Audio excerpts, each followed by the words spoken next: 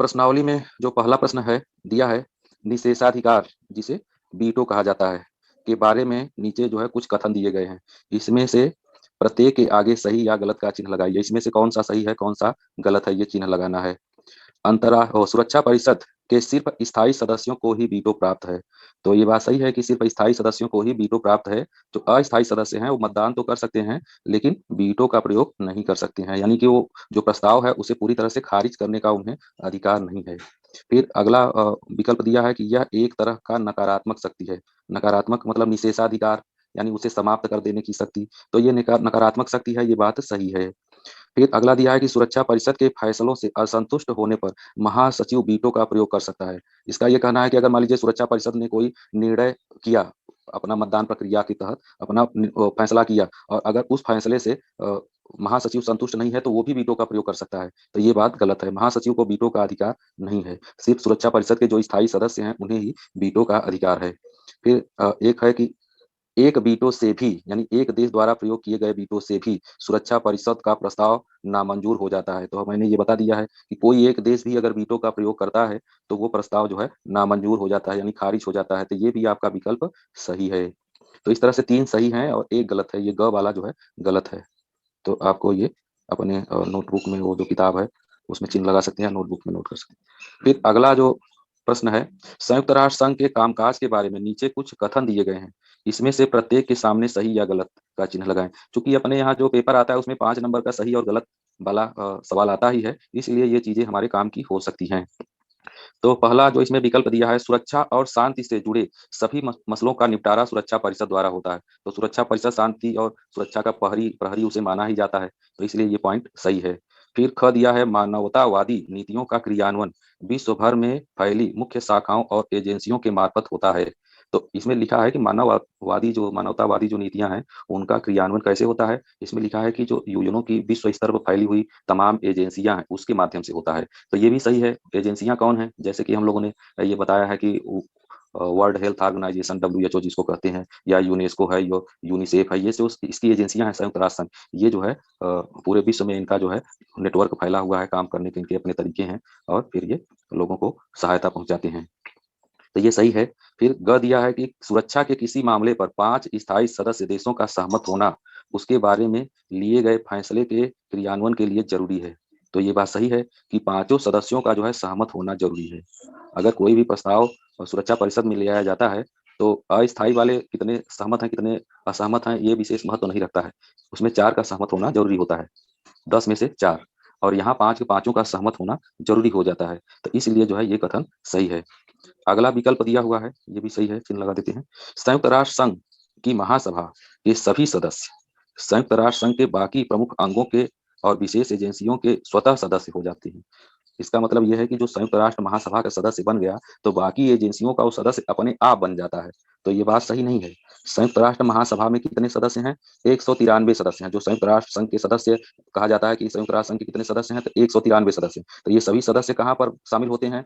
महासभा में शामिल होते हैं। लेकिन बाकी जो संगठन है, बाकी संगठन मतलब सुरक्षा परिषद है, अंतर्राष्ट्रीय न्यायालय है, सचिवालय है, न्यास परिषद है, आर्थिक सामाजिक परिषद है, तो इसमें ये इनको थोड़ी ना शामिल कर लिया जाएगा। उसमें शामिल होने के लिए अलग से जो है मतदान प्रक्रिया होगी, महासभा जिसको चुनना चाहेगी उसको चुनेगी। तो ये कथन गलत है कि अपने आप जो है उसकी सदस्यता प्राप्त कर जाएंगे, ये संभव नहीं है। तो ये 2 प्रश्न आपका हो गया। अगला हम देखते हैं। तीसरा प्रश्न है, निम्नलिखित में से कौन सा तथ्य सुरक्षा परिषद में भारत की स्थायी सदस्यता के प्रस्ताव को ज्यादा वजनदार बनाता है? यानी भारत को सुरक्षा परिषद में स्थायी सदस्यता मिलनी चाहिए, इसके पक्ष में यहाँ पर 4 पॉइंट दिए हुए हैं। अब इसमें से कौन ज्यादा वजनदार है, यानी जो सबसे ज्यादा प्रभावी हो उसके बारे में आपको बताना है। तो यहाँ पहला पॉइंट दिया है परमाणु क्षमता, यानी भारत परमाणु शक्ति संपन्न है। तो क्या इसके कारण भारत को सुरक्षा परिषद में स्थायी सदस्यता मिल जानी चाहिए? तो ये एक कारण है, लेकिन बहुत महत्वपूर्ण कारण नहीं है। क्यों? क्योंकि अगर परमाणु शक्ति संपन्न होना ही सुरक्षा परिषद में प्रवेश का जो है एक अधिकार हो जाए, तो ऐसी स्थिति में पाकिस्तान को भी सुरक्षा परिषद में प्रवेश देना पड़ेगा। पाकिस्तान भी परमाणु शक्ति संपन्न है। तो ये जो है कथन सही नहीं है, आप इसको सही नहीं दिखाएंगे। ये एक कारण है, लेकिन यही एकमात्र कारण नहीं हो सकता है। फिर लिखा है, भारत संयुक्त राष्ट्र संघ के जन्म से ही सदस्य है। संयुक्त राष्ट्र संघ का शुरुआती दौर से ही ये सदस्य यानी संस्थापक सदस्य है। तो हमने बताया था कि संयुक्त राष्ट्र संघ के चार्टर पर 51 देशों ने हस्ताक्षर करके उसे स्वीकार किया था। तो अगर मान लीजिए कि पहला शुरुआती जो सदस्य देश है उसको जो है सुरक्षा परिषद में प्रवेश के लिए पात्र मान लिया जाए, तो सभी 51 देशों को फिर पात्र मानना पड़ेगा, क्योंकि 51 शुरुआत में 51 देश थे। तो इसलिए ये भी सही नहीं है। ये तो सही नहीं है, ये इसमें कुछ सच्चाई है ऊपर वाले में, लेकिन ये भी सही नहीं है। फिर लिखा है भारत एशिया में है। भारत एशिया में है। देखें, ये अब जो नई किताब आ रही है उसमें इस जो विकल्प है इसमें थोड़ा परिवर्तन कर दिया है। भारत एशिया में है ऐसा दिया है, और जो पुरानी किताब थी जब हम लोग जो पढ़ा करते थे तो उस समय ये था कि भारत एशिया में सबसे बड़ा लोकतंत्र है। भारत एशिया में सबसे बड़ा लोकतंत्र है। एशिया में नहीं, पूरे विश्व का सबसे बड़ा लोकतंत्र है। लेकिन अगर उसमें लिखा था एशिया का सबसे बड़ा लोकतंत्र है तो वो भी ठीक था। तो उस समय ये कुछ अच्छा लगता था, सही लगता था। अभी लिखा है भारत एशिया में है, तो एशिया में है तो इसके कारण थोड़ा ना उसको सुरक्षा परिषद में स्थायी सदस्यता मिल जाएगी। हाँ, ऐसा ज़रूर हो सकता है कि अगर एशिया का कोई भी देश सुरक्षा परिषद में स्थायी सदस्य न होता, तो ऐसी स्थिति में कुछ ये वज़न इसमें बढ़ता, क्योंकि एशिया का प्रतिनिधित्व होना चाहिए और भारत चूँकि दावेदार है, तो इसलिए भारत को सुरक्षा परिषद में स्थायी सदस्य बना दिया जाना चाहिए। तो इसलिए ये भी सही नहीं है। एशिया होना ज़रूरी नहीं है। और एशिया में तो बहुत से देश हैं। तो फिर अंतिम में जो बच रहा है, भारत की बढ़ती हुई आर्थिक ताकत और स्थिर राजनीतिक व्यवस्था। यहाँ की जो राजनीतिक व्यवस्था है वो स्थिर है। यहाँ पर अस्थिरता की बात नहीं है। यहाँ पर गृह युद्ध जैसी बात नहीं है। यहाँ पर जो है सरकारों का जल्दी जल्दी पतन नहीं होता है। यहाँ सैन्य शासन नहीं लागू होता है। यहाँ तानाशाही व्यवस्था नहीं लागू होती है। यहाँ पर लोकतंत्र शुरुआत से आज तक कायम है, और इसकी आर्थिक शक्ति दिनों प्रतिदिन बढ़ती ही जा रही है। और जब आर्थिक शक्ति बढ़ती है तो अन्य चीजें अपने आप जुड़ती चली जाती है। सैन्य शक्ति के तौर पर भी वो फिर उसकी ताकत बढ़ जाती है। परमाणु शक्ति संपन्न भी फिर वो हो सकता है, और भी चीजें अपने आप जुड़ती चली जाती है। विशाल देश वो सब हाई है, विशाल जनसंख्या हाई है, तो इसकी यहाँ पर जिक्र नहीं किया है। तो जितना जिक्र किया है उसमें जो है सबसे अच्छा ये घ वाला विकल्प है, तो आप इसी को सही करेंगे। फिर अब अगला जो प्रश्न दिया है, परमाणु प्रौद्योगिकी के शांतिपूर्ण उपयोग यानी परमाणु ऊर्जा के शांतिपूर्ण उपयोग और उसकी सुरक्षा से संबद्ध संयुक्त राष्ट्र की एजेंसी का नाम बताइए। तो अभी अभी हम लोगों ने इसको पढ़ा है कि अंतर्राष्ट्रीय आणविक ऊर्जा एजेंसी या अंतर्राष्ट्रीय परमाणु ऊर्जा एजेंसी, ये जो है अभी हम लोगों ने जो पढ़ा, तो ये सही है। ये दूसरा वाला जो विकल्प है, तो ये हम इसको सही करेंगे। इसका काम है परमाणु ऊर्जा का शांतिपूर्ण कार्यों के लिए उपयोग में बढ़ावा देना। अगला प्रश्न है, विश्व व्यापार संगठन यानी डब्ल्यूटीओ निम्नलिखित में से किस संगठन का उत्तराधिकारी है? तो ये हम लोगों ने कल देखा था कि जो विश्व व्यापार संगठन है डब्ल्यूटीओ है a general agreement on trade and tariff. Trade माने व्यापार, टैरिफ माने जो शुल्क लगता है, सीमा शुल्क लगता है, कस्टम ड्यूटी भी उसको कहते हैं। तो एक देश का माल दूसरे देश में जाता है और दूसरे देश का माल एक देश में जब आता है तो वो सीमा पर जो शुल्क लगता है, तो शुल्क की दर को निर्धारित करने से संबंधित जो है ये समझौता था, general agreement on trade and tariff, जो कि द्वितीय विश्व युद्ध के बाद अस्तित्व में आया था, यानी विदेशी व्यापार को बढ़ावा देने के लिए। लेकिन इसके जो प्रावधान थे बहुत ही सीमित थे। बाद में जब 1995 में डब्ल्यूटीओ का गठन किया गया तो वो उसे ज्यादा व्यापक बनाया गया, और फिर उसको जो है इसीलिए उसको संयुक्त गैट गैट इसको शार्ट में कहते हैं, general agreement on trade and tariff, इसको गैट कहते हैं। तो गैट का डब्ल्यूटीओ को उत्तराधिकारी मान लिया गया। तो ये जो आपका पहला वाला विकल्प है ये सही होगा। अब देखिए, आपको कंफ्यूज करने के लिए general general arrangement on trade and tariff कर दिया है, एकदम थोड़ा सा परिवर्तन करके बना दिया है जिससे लड़का जल्दी जल्दी में गलत कर जाए, अगर अच्छे से नहीं पढ़ा है तो। अब अगला पढ़ना है, रिक्त स्थानों की पूर्ति कीजिए। तो देखें, रिक्त स्थानों की पूर्ति भी अपने यहाँ पूछा जाता है। जो बहुविकल्पी प्रश्नों में 5 प्रश्न रहते हैं तो उसमें एक प्रश्न खाली जगह भरो वाला भरा रहता है। अब देखिए, इस साल चर्चा चल रही है कि 40 नंबर का ऑब्जेक्टिव आएगा। तो जब 40 नंबर का ऑब्जेक्टिव आएगा तो एक 5 नंबर का हो सकता है, पहले 5 नंबर का था, अब 8 नंबर का हो सकता है, यानी 8 खाली जगह भरने के लिए आ सकता है, 8 जोड़ी बनाने के लिए आ सकता है, 8 जो है मल्टीपल चॉइस वाला आ सकता है, ट्रू फॉल्स वाला भी 8 आ सकता है, क्योंकि 5 ही तरह के जो है हम लोग प्रश्नों को अभी तक देखा है ऑब्जेक्टिव के तौर पर, 5 तरह के प्रश्न। तो ये खाली जगह वाला भी हमको ध्यान रखना पड़ेगा। तो संयुक्त राष्ट्र संघ का मुख्य उद्देश्य क्या है? इस तरह से प्रश्न करके आप उत्तर निकालेंगे तो जो आएगा उत्तर वही खाली जगह में भर देना है। तो संयुक्त राष्ट्र संघ का मुख्य उद्देश्य जो है शांति स्थापना करना है। तो यहाँ पर शांति स्थापना आपको लिख देना है। युद्धों को रोकना भी लिख सकते हैं, लेकिन युद्ध को रोकना ठीक है, वो भी शांति स्थापना ही है। लेकिन कभी कभी ऐसा होता है कि तनाव जैसी स्थिति रहती है, युद्ध नहीं होता रहता है, तभी ये प्रयास करता है, इसलिए शांति स्थापना ज्यादा सही है। ख दिया है कि संयुक्त राष्ट्र संघ का सबसे जाना पहचाना पद।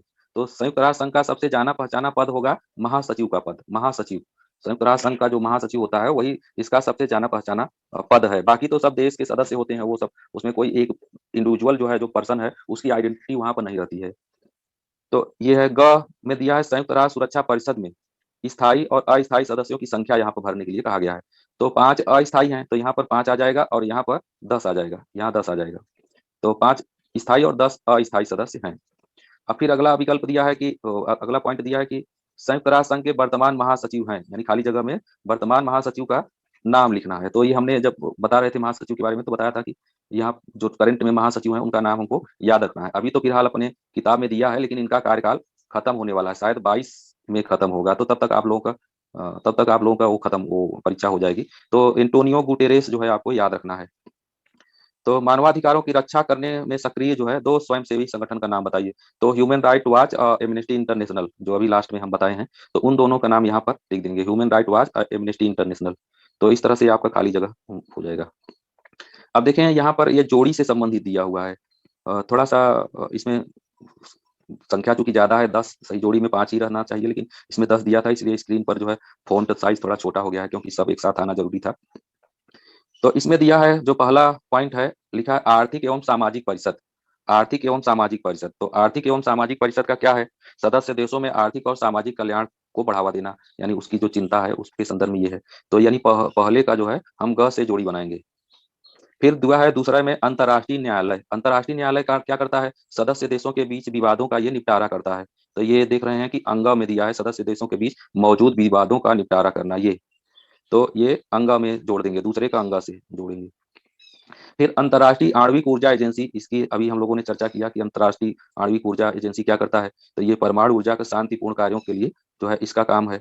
तो यहाँ पर देखना है कि कहाँ पर लिखा है अंतर्राष्ट्रीय, हाँ परमाणु प्रौद्योगिकी घ है, ये घ में यहाँ पर लिखा है कि परमाणु प्रौद्योगिकी का शांतिपूर्ण उपयोग और सुरक्षा। परमाणु प्रौद्योगिकी का शांतिपूर्ण उपयोग और सुरक्षा, तो ये आप 3 का घ से जोड़ी बनाएंगे।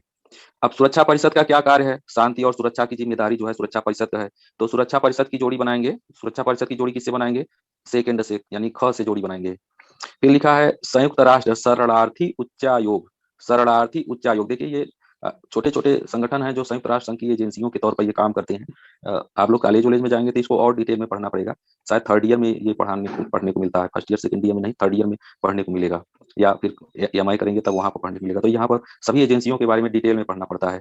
तो अब ये क्या करता है कि जैसे मान लीजिए कि एयरलिफ्ट, आप फिल्म वगैरह देखे होंगे, एयरलिफ्ट एक फिल्म आई थी। अगर मान लीजिए किसी देश में जो है गृह युद्ध जैसी या युद्ध जैसी स्थिति बन गई, तो वहां पर जो बाहरी मुल्क के लोग रहते हैं वहां से निकलने का प्रयास करते हैं, तो उनको जो है सहारा देना, सुविधा देना, ये सब काम जो है इसका है।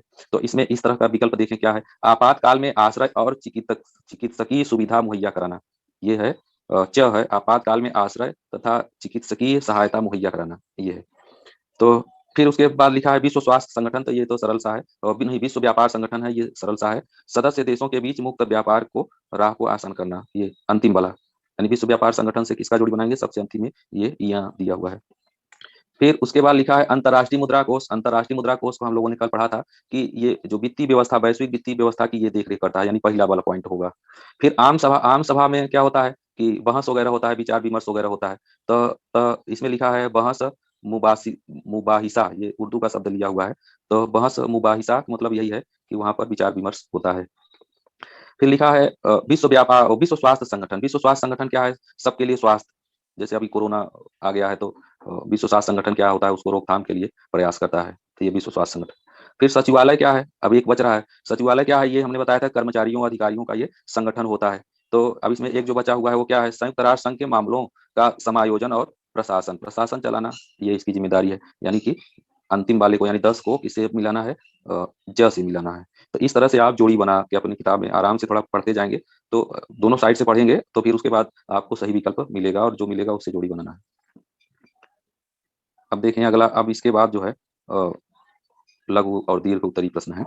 तो सुरक्षा परिषद के कार्य लिखिए, सुरक्षा परिषद के कार्य लिखिए। तो सुरक्षा परिषद के कार्य हम लोगों ने अच्छे से पढ़ा है कि ये शांति व्यवस्था बनाए रखना, युद्धों को रोकना, युद्धरत देशों में समझौते कराना, अगर कोई समझौते का उल्लंघन कर रहा है तो उसके विरुद्ध सैन्य कार्रवाई करना, उसे दंडित करना, इस तरह का कार्य है।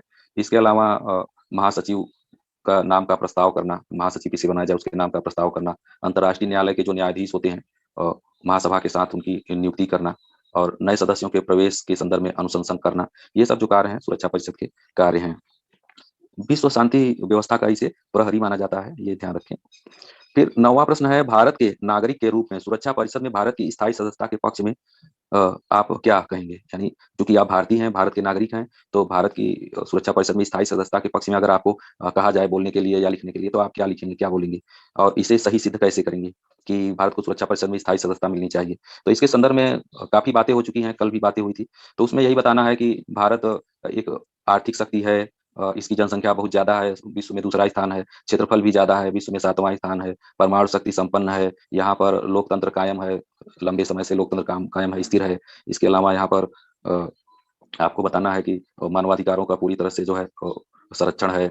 सभी जाति धर्म के लोगों को समान रूप से यहाँ पर अधिकार है, यानी लोकतांत्रिक मूल्यों का जो है यहाँ पर जो है सम्मान किया जाता है। विविधता, वहाँ पर एक पॉइंट ये भी था कि विविधता है भारत में, जो है विविधता देखने को मिलता है। सभी भाषा भाषी लोग यहाँ सौहार्दपूर्ण माहौल में रहते हैं, सभी धर्म के लोग सौहार्दपूर्ण माहौल में रहते हैं। तो ये सब आपको दिखाना। इसके अलावा ये दिखाना है कि संयुक्त राष्ट्र संघ में जो है जो इसको निर्धारित किया गया है कोटा, उसमें जो है उतना योगदान भी करता है, उसके बजट में भारत उतना योगदान भी करता है। और जब भी संयुक्त राष्ट्र संघ कोई भी शांति अभियान चलाता है, शांति सेना की जब जरूरत पड़ती है, तो भारत जब भी संयुक्त राष्ट्र संघ से मांग की गई है, भारत ने अपने तरफ से सेना भेजा है, यानी महिलाओं की सैन्य टुकड़ी भी भेजा है, पुरुषों की सैन्य टुकड़ी भी भेजा है। तो इस तरह से आप बताएं कि भारत को सुरक्षा परिषद में स्थायी सदस्यता मिलनी चाहिए।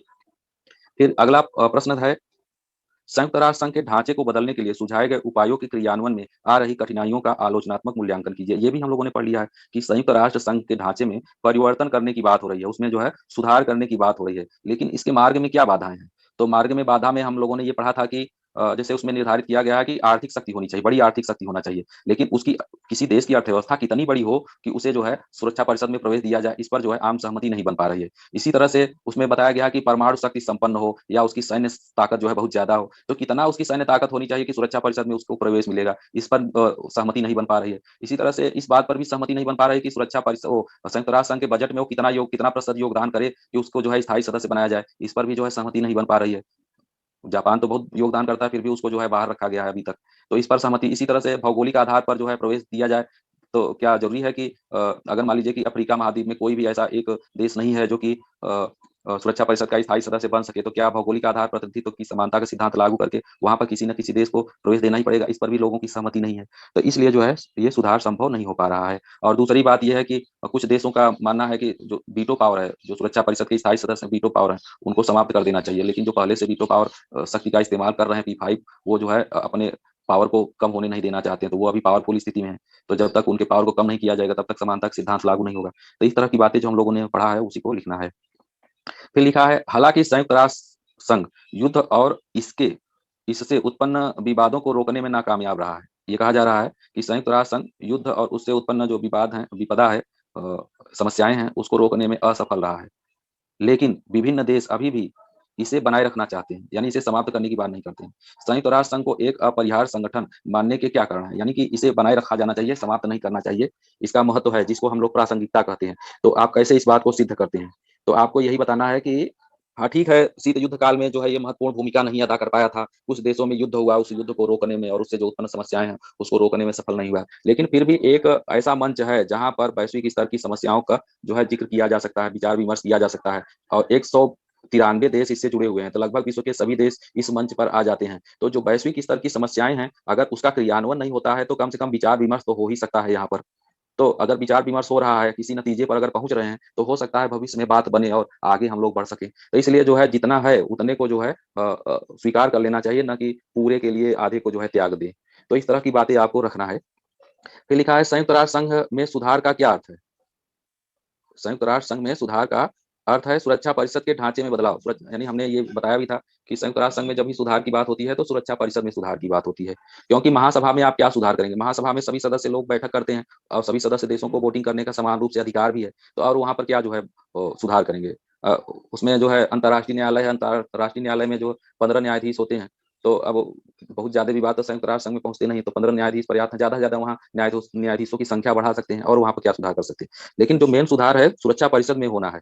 क्यों? क्योंकि इसमें जो है 5 देशों को वीटो पावर दे दिया गया है, और इस वीटो पावर की वजह से ही जो है मुख्य समस्या उत्पन्न होती है।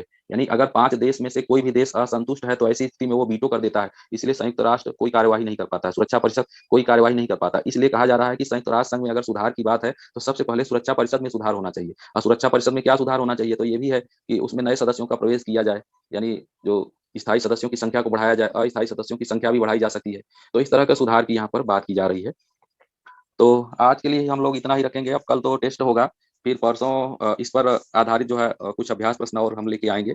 फिर सोमवार को यही चैप्टर चलेगा। फिर मंगलवार से हम सोच रहे हैं कि सेकंड बुक स्टार्ट करें। सेकंड बुक स्टार्ट करने के पीछे कारण ये है कि जो फर्स्ट बुक में कुछ चैप्टर में कुछ बातें डिलीट करने की बात चल रही है। आपको रिड्यूस सिलेबस ऐसा करके एक पीडीएफ आपके व्हाट्सएप ग्रुप में डाले गए होंगे, उसको देखिए और समझिए। तो उसमें अभी थोड़ा अनिश्चितता है। उसमें लिखा है कि इन इन बिंदुओं को नहीं पढ़ना है, लेकिन जब तक ब्लूप्रिंट नहीं आ जाए तब तक उसको हम फाइनल नहीं मान सकते हैं, क्योंकि पिछले बार 2-3 बार परिवर्तन हुआ था।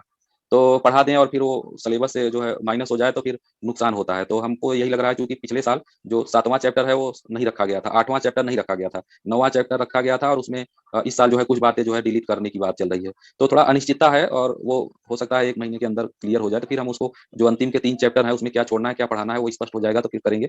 तो मंगलवार से हम सेकंड वाली बुक स्टार्ट करेंगे, जो भारत में लोकतांत्रिक राजनीति, तो स्वतंत्र भारत में राजनीति का वो है, तो उसको हम शुरू करेंगे। तो ठीक है, आज के लिए इतना ही। अगर किसी को कुछ बोलना है तो बोल सकता है। ठीक है, तब बंद करते हैं आज के लिए। धन्यवाद।